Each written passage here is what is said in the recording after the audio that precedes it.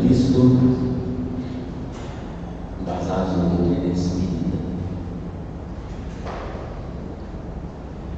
Alma da caridade, viva e pura, que abres a mão fraterna de mansinho, Jesus recolhe a gota de carinho que derramas na chaga da amargura.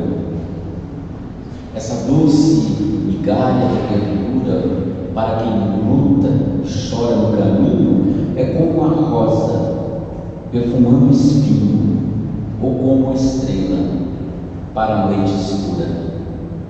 Como cresce, ninguém sabe. O mundo apenas sabe que és luz nas aflições terrenas, pela consolação que te abençoa, seja qual for o tempo que te exprime. Deus te proteja, o coração sublime, alma querida e bela, humilde e boa. O poema Alma Querida, de autoria do Espírito Álvaro de Souza, psicografado pelas mãos abençoadas do apóstolo de Pedro Leopoldo, Chico Xavier. Meus amigos, meus irmãos, no momento em que a sociedade enfrenta tormentas, tempestades emocionais, a insegurança jurídica, política do nosso país, esses fatores que geram tanta insegurança, tanto medo no coração humano, doenças de toda ordem que surgem, acontecimentos que abalam as estruturas do pensamento, tudo isso vem contribuir para que o homem se desarvore e se perca, desconhecendo a si próprio. Diante dessas tempestades que nós citamos aqui, o Evangelho do Cristo, as lições de Jesus, os seus ensinamentos, eles se configuram na condição do salvo-conduto para que possamos continuar a nossa caminhada tão importante como seres no mundo, tendo em vista ser o planeta Terra a nossa casa, mas com o nosso pensamento e as ações livres das câmaras e imposições dos apelos materialistas que massacram as criaturas em toda parte e que têm contribuído grandemente para a falência dos valores reais e verdadeiros. Aquele entre vós que estiver sem pecado, que atire a primeira pedra. A fala de Jesus em praça pública era uma navalha afiada na consciência das pessoas, como continua sendo essa navalha afiada na nossa consciência. Jesus se levanta naquele momento tão importante da mulher adúltera que fora levada até ele. Ele se levanta, não vendo mais ninguém, olha para aquela mulher assustada no chão, com os cabelos desnastrados, que era arrastada pelo povo, pelos seus acusadores. Ele olha para aquela mulher tão assustada e pergunta-lhe: mulher, onde estão aqueles teus acusadores? A mulher confusa, porque achava que ia morrer naquele mesmo instante, porque as adúlteras eram apedrejadas em praça pública, era a condenação da lei mosaica. Onde estão, mulher, os teus acusadores? que aqui estavam há instantes atrás. Ela olha assustada para Jesus e responde: eu não sei, Senhor. Eles foram saindo um a um. Eu não sei explicar. Ninguém te condenou? Ele pergunta. Ninguém, Senhor. Ela fala surpresa. Nem eu também te condeno. Diz o maior psicoterapeuta que a humanidade ainda não conhece, Jesus.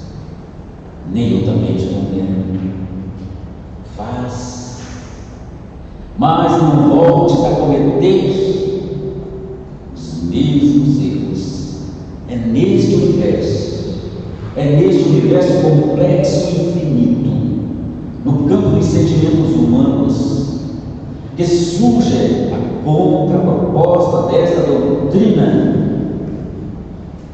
iluminada, que traz Jesus de novo, para que a força da sua mensagem incomparável possa resgatar-nos da noite escura dos temporais, dos vendavais, para ressurgirmos numa realidade nova de esperanças e de paz.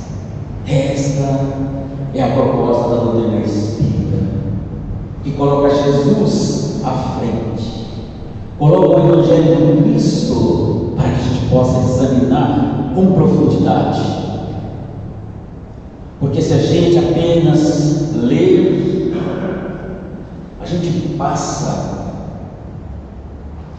e aquilo se torna apenas uma letra que morre em páginas amareladas de livros que ficam na estante. Mas a doutrina espírita nos convoca para irmos um pouco mais, para que sejamos um pouco mais ousados, para darmos um passo à frente e ler o Evangelho pelo coração, pelas vias do coração.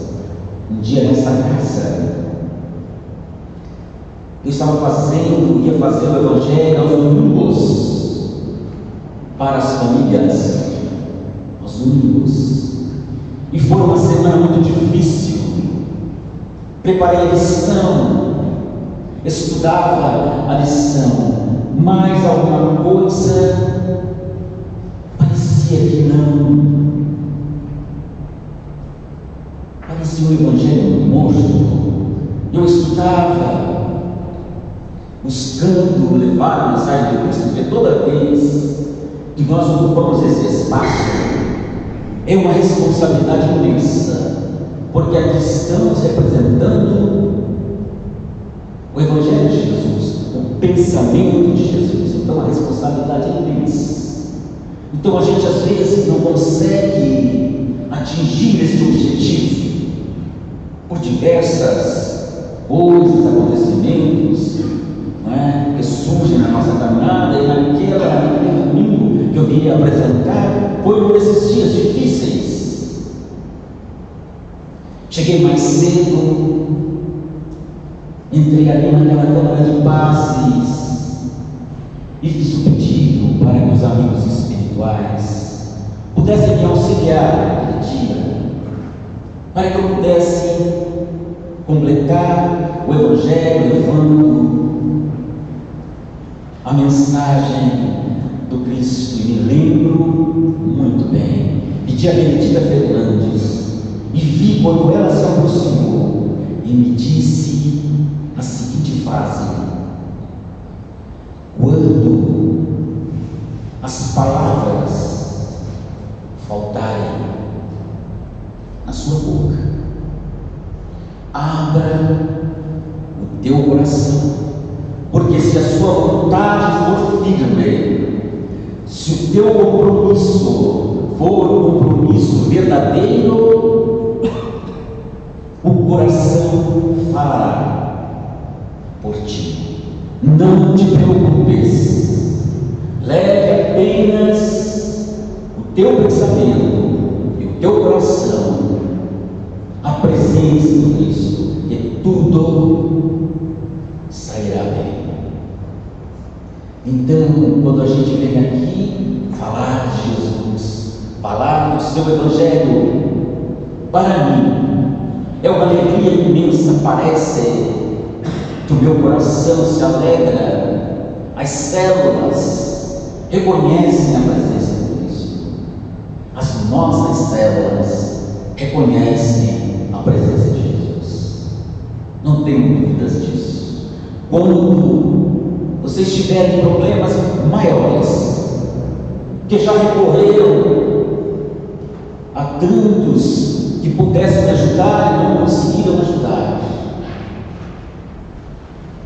pense em Jesus. Se for uma doença, pense em Jesus, nas curas que ele realizava, apenas pela sua presença, porque as tuas células irão reconhecer isso e irão te auxiliar para que você vença aquele obstáculo, para que você conclua a sua jornada, para que você continue a sua caminhada e encontre novamente a liberdade que o Evangelho de Jesus nos dá com toda a sua segurança. Há um tribunal humano muito complexo. Outro dia eu ouvindo no escritório um comentário. Reuniram-se num grupo e estavam comentando um assassinato brutal, cruel. Então, aquele que se movimentava para comentar o caso, isso tem mais ou menos um ano atrás, contava os requintes da crueldade com que aquele assassinato fora cometido. E a pessoa que contava, uma funcionária, ela apresentava, através da sua fala, a sua revolta, o seu ódio.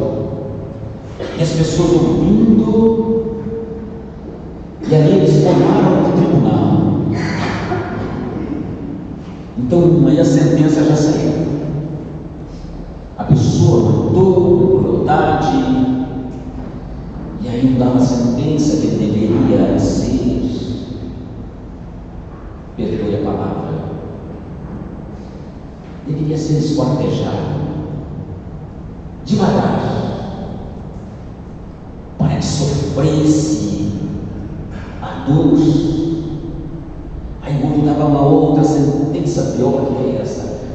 Teria que amarrar ele pelo pescoço e arrastar pela cidade, amarrado a um carro para que ele sofresse. E aí as penas foram sendo alimentadas naquele pequeno grupo de mulheres, que eles são mulheres, nada contra as mulheres, e eu ouvindo. Quando a gente se prepara para fazer, por exemplo, uma palestra, quando você começa o estudo da doutrina espírita, por exemplo, lá pelas obras básicas, o curso básico do Espiritismo, e depois você vai galgando os degraus, você vai tendo contato com o Evangelho de Cristo. A nossa maneira de pensar, de ver as coisas, elas mudam. Você não consegue mais ouvir esse tribunal humano de vingança sem se entristecer. O assassino é cruel, mas essas sentenças dadas com tanta crueldade, talvez, é maior do que a crueldade do assassino. Então esse tribunal humano me assusta muitas vezes. Na pergunta 886 do Livro dos Espíritos, Allan Kardec perguntou aos espíritos da codificação qual o verdadeiro sentido da palavra caridade. nós entendemos. Ele perguntou aos espíritos qual o verdadeiro sentido da palavra caridade. Como Jesus entendia qual é o sentido da caridade no coração e no pensamento do Cristo. E os espíritos responderam: benevolência para com todos, indulgência para as imperfeições alheias, perdão das ofensas. Estamos muito longe disso, mas nós iremos chegar lá. Nós fatalmente iremos chegar lá. Indulgente. O que é indulgência? O que é o indulgente? É todo aquele que se esforça para amenizar as falhas alheias, que busca os pontos favoráveis às intenções nobres, examina o passado daquele que erra. Quando buscamos uma justificativa comum ao comportamento humano para os erros morais, emocionais, nós não estamos sendo coniventes, como alguns falam, com os erros. Não estamos sendo coniventes com os erros. Estamos considerando aquele que errou, ou aquele que erra, como um aprendiz da arte de viver, onde todos nós somos ainda alunos. Mestre, esta mulher que arrastamos pelos cabelos fora pega em adultério, há testemunhas. Era um fato com testemunhas que ali estavam. A lei de Moisés diz que o adultério tem que ser punido com a morte de quem o praticou em praça pública, lapidado por pedradas. Senhor, ela foi pega em adultério. Não era uma acusação sem testemunhas, era um fato. Trouxeram as testemunhas, arrestaram a mulher, mas todos foram afastados. Quando a nobreza de Jesus falou naquele instante, porque não foram palavras, eram navalhas que cortavam a consciência de quem ali estava preparados para o espetáculo sanguinolento que iria existir. E à medida que essa navalha, que era a fala de Jesus, cortou a consciência daqueles que ali estavam, quem dentre vós não tiver nenhuma mácula, nenhuma mancha, nenhum pecado, que atire a primeira pedra. Se nós falarmos isso, tem peso, mas quando ele fala, o peso é uma navalha que corta profundamente, e eles foram se retirando. O indulgente é todo aquele que se esforça para amenizar as falhas alheias. Mulheres, onde estão os meus acusadores? Eu não sei.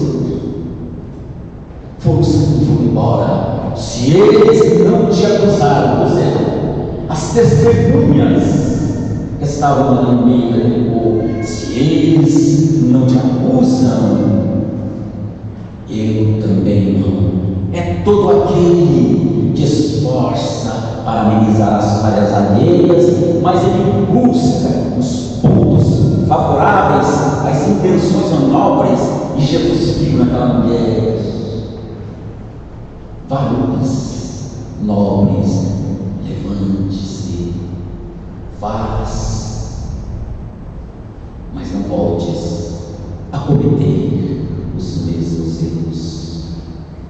Quando a gente é indulgente, quando a gente procura uma justificativa para os erros morais daquele que errou, nós não somos coniventes com estes erros. Nós estamos considerando aquele como um aprendiz, porque nós também somos alunos. essa urgência, esse amor à vida, esse respeito à dignidade, ao direito do outro, às diferenças, é fundamental para aquele que busca encontrar Jesus. É fundamental. Sem este conceito, nós vamos ficar cada vez mais longe, mais longe. Não vamos compreender a mensagem de Cristo. Essa indulgência está fazendo muita falta hoje na sociedade em que vivemos. Cada um que sair daqui hoje, que assimilar um pouco deste conhecimento, deste conceito, e conseguir se manter firme a ele, já é uma vitória. Já é uma vitória. Meus amigos, meus irmãos, há uma bela página das antigas tradições muçulmanas, já que estamos falando do perdão, da indulgência, do valor à vida, do respeito, à dignidade humana, já que estamos falando de Cristo, que é esse psicoterapeuta incomparável. Esta página belíssima das antigas tradições muçulmanas conta uma história muito interessante que nós vamos utilizar para ilustrar o que nós estamos trazendo nesta noite. Essa história fala a respeito de um homem que, por ser tão generoso, ele passou à posteridade com o nome de Muhammad, o Justo. Era um homem profundamente vinculado a Deus, através do Corão, porque era muçulmano. Ele havia encontrado a diretriz da plenitude, mas que ele procurava esparcir de uma maneira muito nobre, pelo fato de ser um perfeito cumpridor dos deveres. Todos aqueles que viveram a sua época, que conviveram com este homem, Muhammad, apelidaram de Muhammad o Justo. Quando falavam deste personagem todo sagrado, o Justo, aquele homem é muito justo. Certo dia, Muhammad caminha pelos seus imensos jardins. Era um homem muito rico de posses. Ele estava caminhando pelos jardins do seu palacete e ele estava repetindo o Corão na quinta manifestação da prece. O Corão ele tem que ser repetido como um mantra. Ele estava caminhando pelos jardins naquela manhã e repetia o Corão na quinta manifestação da prece, quando ele ouve gritos, vozerio, movimentação dos servos, cães ladrando. Automaticamente ele se dirige ao rumo daquele barulho, daquele acontecimento inusitado na sua casa palaciana, no seu palacete. Ele caminha, adentra-se pelo pomar e, ao acercar-se de uma macieira adornada de frutos vermelhos e maduros, ele se depara com uma cena quase dantesca. Uma mulher está ajoelhada, à sua volta frutos apodrecidos que caíram da árvore. Ela apresentava a face marcada por um profundo sofrimento. Diante desta mulher, a figura hedionda do grão-vizir, do ministro, daquele que comandava, daquele que tinha a ordem do o seu patrão. A figura hedionda do grão-vizir à frente daquela mulher ajoelhada. O grão-vizir ergue uma chibaca. Alguns servos seguram os cães amarrados, os mastins ferozes que queriam avançar na mulher. O momento era de altercação. Havia uma coisa difícil de se explicar, um momento confuso. Foi neste momento de altercação, de confusão, de cães latindo, querendo avançar na mulher. Justamente nesse momento chega Mohamed, o justo. E quando ele chega, é como uma aragem de bênçãos no meio da tempestade e dos vendavais. E ele pergunta do que se trata. E o seu ministro, o grão-vizir, redargue: é uma ladra. E conforme acharia a lei do Corão, repete ele, ela deve ter as mãos decepadas. E porque se adentrou na propriedade sagrada do nobre Senhor, ela deve ser lapidada até a morte. E ele olha para o seu ministro, o grão-vizir, com a chibaca na mão, e pergunta: mas o que fez ela? Senhor, ela abençoou a defesa da vossa propriedade para furtar maçãs. E aí está, surpreendida, enquanto guardava na própria indumentária, não pôde ocultar e deixou-as cair. Então o homem justo voltou-se para a mulher e perguntou-lhe: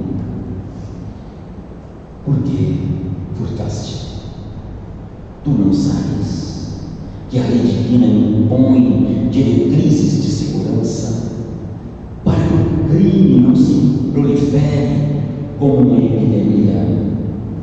Ela olhou profundamente para aquele homem que estava à sua frente, que ela não conhecia, e disse: Senhor, se permite, sou viúva e miserável. Tenho 3 filhos.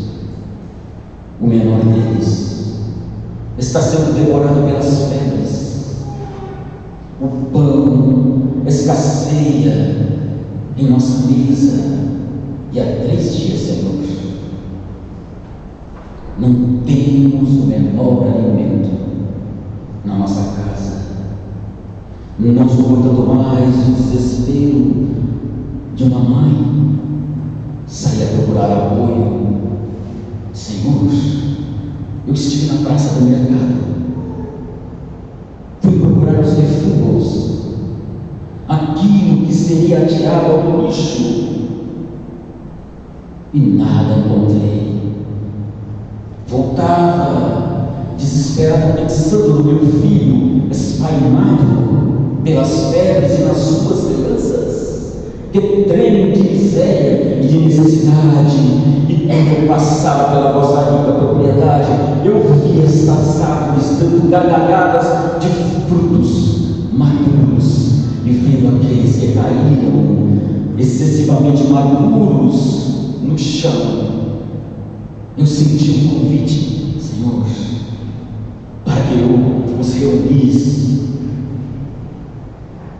Nem os cães, nem os chacais, nem os animais os querem. Senhor, eu não me atrevi a retirar um só fruto da própria ramagem da árvore, senão a matar alguns que estavam no chão e a levá-los, quando fui surpreendida pelos vossos funcionários e pelo Senhor que me acaba de repetir a minha punição. Ela então fixou os olhos no nobre Senhor e disse: perdoai-me, Senhor. Mohamed nublou de lágrimas os olhos e perguntou ao seu grão-vizir, que ainda estava cachibada em punho: que te darei? Que deve ser lapidada, Senhor.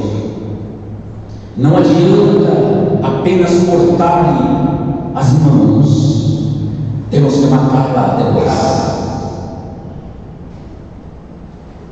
O ideal, Senhor, é levá-la para o poste do sacrifício e lapidá-la, para que sirva de escarnecimento a outros ladrões e ela possa pagar pelo crime que cometeu contra Allah.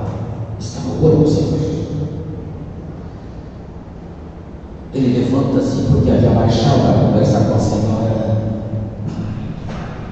Olha para o grupo que ali estava, dos seus funcionários, do seu grão-vizir, pois então que ela seja lapidada.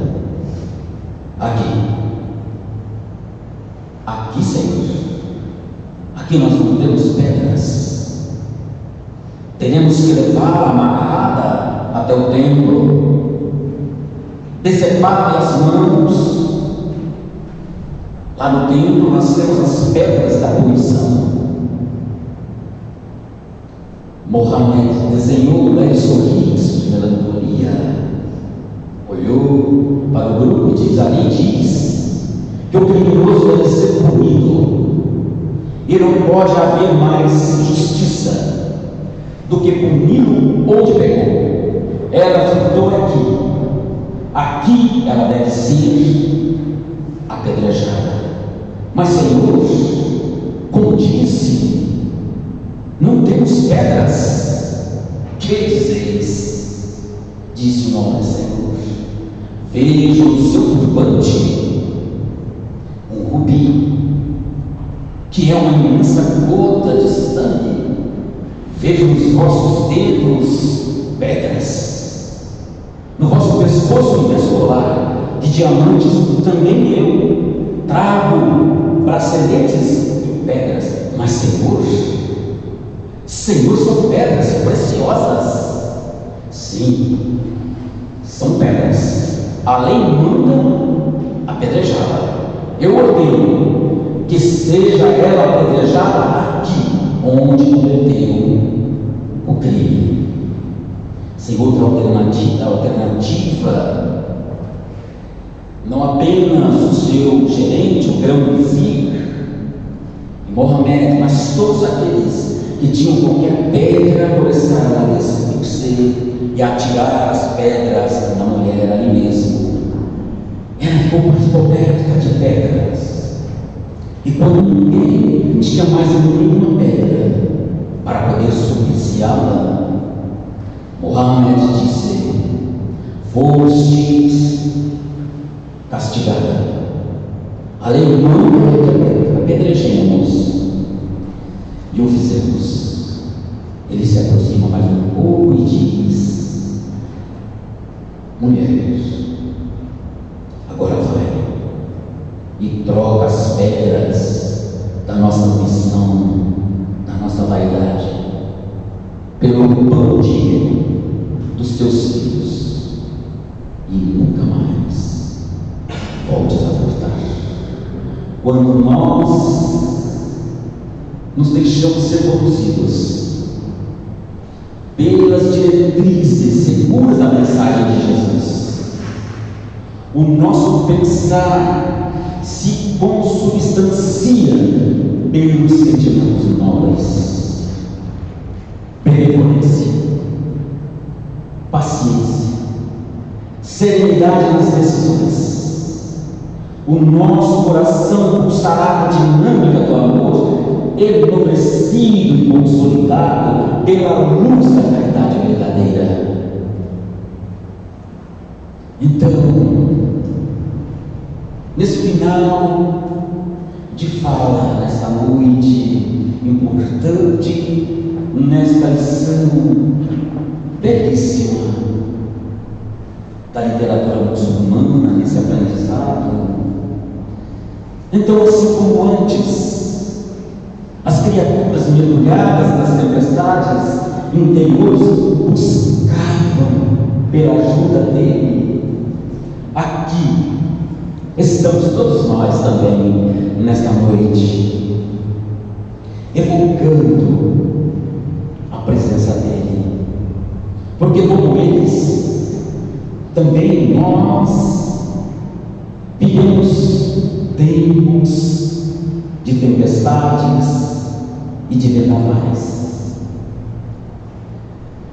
Mas a doutrina iluminada dos Espíritos nos apresentou a mensagem de Jesus, e ela certamente nos arrancará, ou já nos arrancou das sombras que nos consumia, ou que ainda nos consome, permitindo-nos ouvir, talvez agora, a música arrebatadora, como um convite para seguirmos com Ele,